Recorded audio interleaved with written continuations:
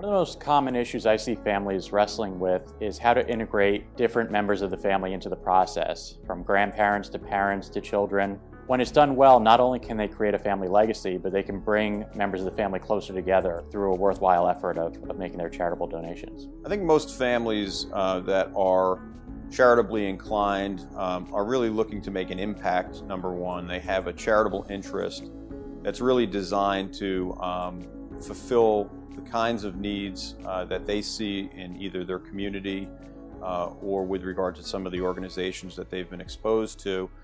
Most families want to do it in such a way that they are able to do it over a long period of time, use the resources that are available, define those resources early enough in the process.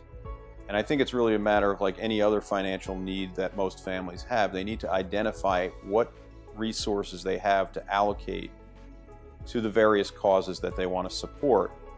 And the challenge really becomes the execution of that. And I think there's various ways of assisting families in properly executing their charitable giving, because the vehicles by which they deliver their charitable funding is really utmost importance to them.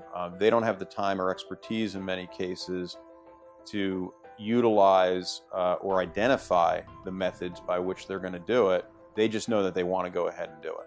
A really big issue with a lot of people, especially people who are experienced already at philanthropic giving and are interested in doing something very significant for charity, is the ongoing involvement of their extended family, their children, their grandchildren in the future, and perpetuating the family's philanthropic legacy. With the more sophisticated charitable givers, that's a very big issue. Another big issue, which is almost more of a practical issue for people that are philanthropically inclined, is how much do they need to keep for themselves, how much do they need to keep for their family, and how much can they afford to give away after taking into account the tax benefits of making these gifts. Families are often looking for ways to get the younger generations involved in charitable giving. I found private foundations and gifts to donor-advised funds are often some of the best ways to get the younger generations involved. In addition, while not a driver, taxes are often a big factor in charitable giving decisions.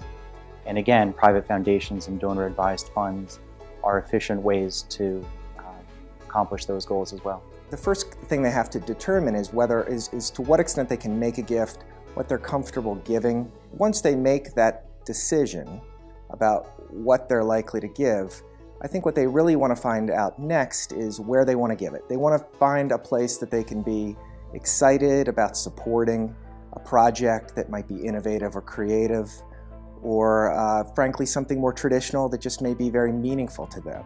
And then once they've identified how much they want to give, or comfortable giving, and to whom they want to give it, then I think the question, where they bring in their advisors, is determining how they want to make that gift. What makes the most sense for them as a family?